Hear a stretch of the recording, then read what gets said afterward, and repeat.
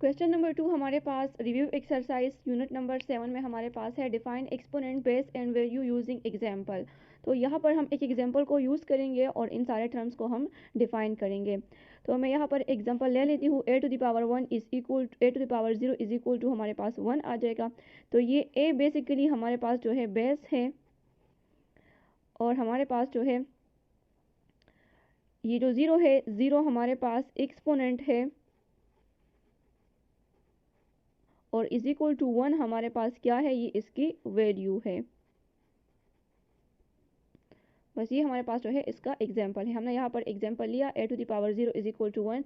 a हमारे पास यहाँ पर बेस है, 0 हमारे पास एक्सपोनेंट है, इसको हम पावर भी कहते हैं, और 1 हमारे पास इसकी वैल्यू है। बिस्मिल्लाहिर्रहमानिर्रहीम। Question number 3 review exercise unit 7 में हमारे पास है find the value of following exponential expressions हमारे पास है। तो यहाँ पर हमारे पास इसकी वैल्यू जस्ट फाइंड करनी है 4 टू द पावर 3। तो इसको हम 4 टाइम्स मल्टीप्लाई करेंगे।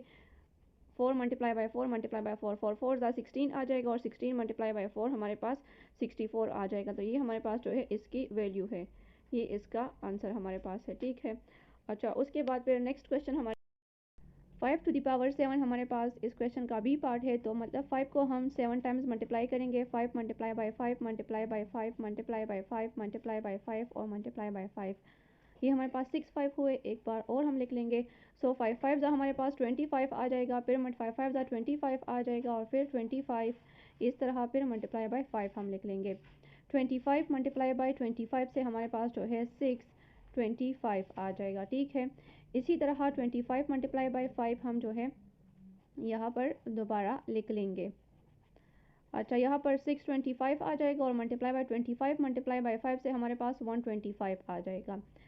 625 को 125 के साथ जब हम मल्टीप्लाई करेंगे तो इससे हमारे पास 78125 आ जाएगा और ये बेसिकली हमारे पास जो है इसका रिक्वायर्ड सोल्यूशन है। उसके बाद फिर नेक्स्ट क्वेश्चन हमारे पास है C number 7 to the power 2। C में हमारे पास 7 टू द पावर 2 है। ये भी बहुत ईजी है, मतलब 7 को हम 2 टाइम्स मल्टीप्लाई करेंगे। So 7 multiply by 7 is equal to 49। ये इसका रिक्वायर्ड सोल्यूशन हो गया। अच्छा, उसके बाद फिर डी नंबर हमारे पास है। डी नंबर क्वेश्चन में हमारे पास है 11 टू द पावर 0। सो हमें पता है anything to the power 0 is equal to anything to the power 0 is equal to 1। तो यहाँ पर हमारे पास आ जाएगा 11 टू द पावर 0 भी हमारे पास क्या है, 1 के इक्वल आ जाएगा और ये इसका हमारे पास रिक्वायर्ड सोल्यूशन है। उसके बाद हमारे पास जो है नेक्स्ट है ई नंबर। ई नंबर में हमारे पास 6 डिवाइड बाय 9 है और होल टू द पावर 4। तो इसको हम जो है 4 टाइम्स लिखेंगे। 6 divide by 9 multiply by 6 divide by 9 multiply by 6 divide by 9 multiply by 6 divide by 9। अच्छा, अब इन दोनों को हम मल्टीप्लाई करेंगे तो 6 6 हमारे पास जो है 36 आ जाएगा और 9 9 जा 81 आ जाएगा। फिर मल्टीप्लाई बाय 6 6 जा 36 आ जाएगा और 9 9 जा हमारे पास 81 आ जाएगा। उसके बाद इन दोनों को हम मल्टीप्लाई करेंगे तो इन दोनों के मल्टीप्लिकेशन से हमारे पास 1295 आ जाएगा और 81 मल्टीप्लाई बाय 81 से हमारे पास 6561 जो है आ जाएगा और ये बेसिकली हमारे पास इसका रिक्वायर्ड सोल्यूशन है। उसके बाद इस क्वेश्चन का लास्ट पार्ट हमारे पास है एफ नंबर।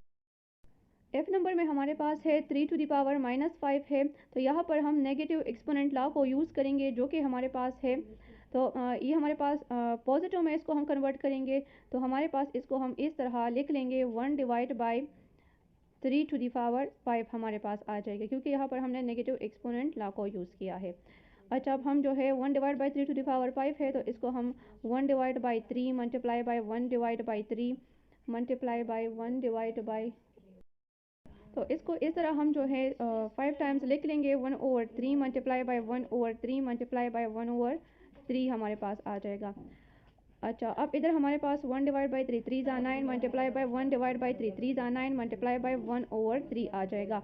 उसके बाद हमारे पास 1 डिवाइड बाय 9 9 जा 81 मल्टीप्लाई बाय 1/3 आ जाएगा। अच्छा, 81 मल्टीप्लाई बाय 3 से हमारे पास जो है 1 डिवाइड बाय यहाँ पर हमारे पास 243 आ जाएगा और ये बेसिकली इसका रिक्वायर्ड सोल्यूशन है।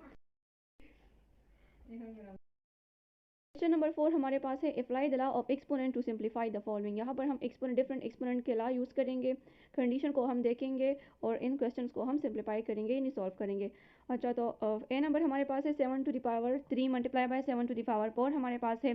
तो हमारे पास यहाँ पर बेसिस हमारे पास सेम है, तो जैसा कि आप जानते हैं a to the power m multiply by a to the power n is equal to a to the power m plus n हमारे पास आ जाएगा। तो ये भी हमारे पास यहाँ पर बेसिस सेम है, तो हमारे पास आ जाएगा 7 टू द पावर 3 प्लस 4। तो हमारे पास ये आ जाएगा 7 टू द पावर 3 प्लस 4 को 8 करेंगे तो 4 5 6 7 हमारे पास आ जाएगा। तो इस तरह भी इसको हम लिख सकते हैं, और 7 को फिर हम जो है 7 टाइम्स मल्टीप्लाई करेंगे, उससे जो आंसर आएगा वो हमारे पास इसका रिक्वायर्ड सोल्यूशन है। लेकिन ये भी डायरेक्टली बस ठीक है। अच्छा, बी पार्ट हमारे पास इस क्वेश्चन का है x to the power 2 multiply by y to the power -1 whole to the power 3 हमारे पास है। तो यहाँ पर आप देखिए हमारे पास ये y टू द पावर -1 है, इसको हम पॉजिटिव फॉर्म में कन्वर्ट करेंगे तो हमारे पास ये आ जाएगा x टू द पावर 2 हमारे पास आ जाएगा, और divide by y to the power 1 और होल टू द पावर हमारे पास 3 आ जाएगा। इसको फिर हम इस तरह भी लिख सकते हैं x to the power 2 whole to the power 3 divide by y to the power 3। Next step में हमारे पास ये आ जाएगा x टू द पावर 2 3 हमारे पास 6 आ जाएगा, और y टू द पावर 3 ये हमारे पास जो है इसका रिक्वायर्ड आंसर है। सी नंबर क्वेश्चन में हमारे पास है 4b to the power 3 into 4b to the power 4 हमारे पास है। इसको हम इस तरह भी लिख सकते हैं, इस 4 को और इस 4 को, इनके बेसिस सेम है तो हमारे पास ये आ जाएगा 4 टू द पावर 1 प्लस 1, और फिर हमारे पास इन टू या डॉट हम लिख सकते हैं b to the power 3 plus 4। तो 4 आ जाएगा 1 प्लस 1 2 डॉट b हमारे पास आ जाएगा 4 प्लस 3 हमारे पास जो है 4 5 6 7 हमारे पास आ जाएगा, और ये हमारे पास इसका रिक्वायर्ड आंसर है या सोल्यूशन भी आप कह सकते हैं। लास्ट क्वेश्चन हमारे पास क्वेश्चन नंबर 4 में है 4 divide by 3 x y to the power 3 whole square.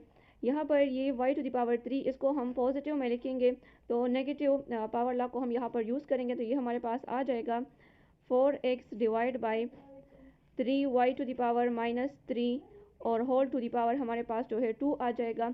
अब इस 2 को हम जो है इन सब के साथ जो है इस सब के ऊपर लगाएंगे, तो यानी इस पर अप्लाई करेंगे, तो हमारे पास आ जाएगा 4x whole to the power 2 divide by 3 to the power 2y यहाँ पर है, तो ये हमारे पास नीचे आ जाएगा, तो इससे यहाँ पर माइनस नहीं होगा, ठीक है।